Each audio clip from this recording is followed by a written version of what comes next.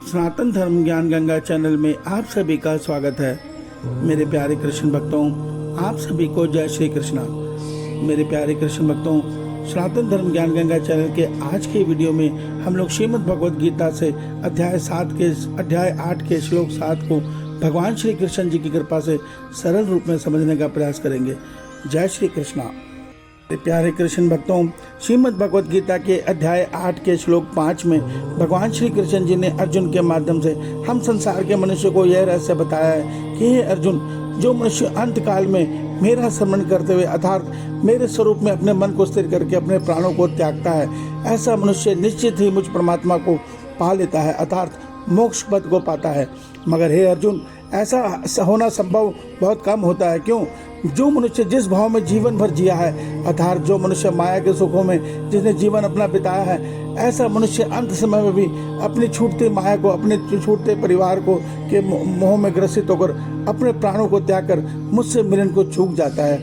मनुष्य के यह परमात्मा से मिलन का सिलसिले का अवसर हर जन्म के अंत में आता है, मगर मनुष्य मोह माया में लिप्त हुआ इस अवसर से सृष्टि आरंभ से चूकता चला आ रहा है। मेरे प्यारे कृष्ण भक्तों, उससे आगे अध्याय 8 के श्लोक 7 में भगवान श्री कृष्ण जी अर्जुन के माध्यम से हमें यह सत्य बता रहे हैं कि हे अर्जुन, तू सब समय में निरंतर मेरा स्मरण कर और युद्ध भी कर।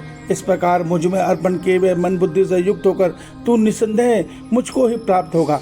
मेरे प्यारे कृष्ण भक्तों, भगवान श्री कृष्ण जी ने अर्जुन के माध्यम से हम संसार के मनुष्य को यह बहुत ही सुंदर उपाय बताया है। आइए इस अध्याय 8 के श्लोक 7 को हम भगवान श्री कृष्ण जी की कृपा से सरल रूप में समझने का प्रयास करते हैं। जय श्री कृष्णा।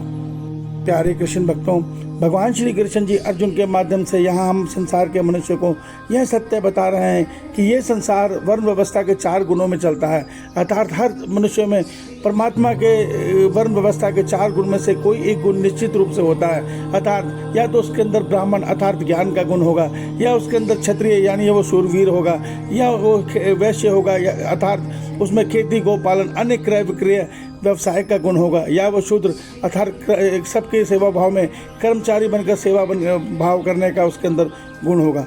तो भगवान कहते हैं जिस मनुष्य में जो भी सब धर्म है वो अपने सब धर्म का ईमानदारी से कर्तव्य पालन करते हुए अपने मन से सदैव अपने मन को ईश्वर में स्थिर रखने का प्रयास करे अर्थात इस शरीर से निष्काम कर्तव्य कर्मयोगी की भांति ही करे और अपने मन को सदैव ईश्वर में स्थिर रखे।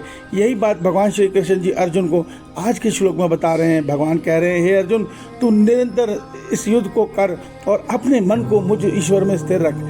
मेरे प्यारे कृष्ण भक्तों, इस प्रकार जब हम कर्तव्य कर्म इस शरीर से करेंगे और अपने मन को ईश्वर में स्थिर रखेंगे तो देखिए निष्काम कर्तव्य कर्म करने का ये लाभ होता है कि हमारे मन और बुद्धि से रजस और तमस गुण का प्रभाव धीरे धीरे कम होने लग जाता है और निष्काम कर्म योग के कारण हमारे मन में सात्विक गुण का प्रभाव बढ़ने लगता है।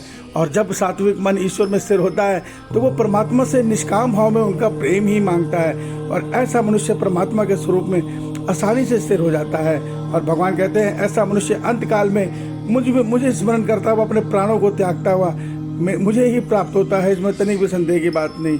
इस सत्य को समझिए। ईश्वर आपका कल्याण करें। जय श्री कृष्ण।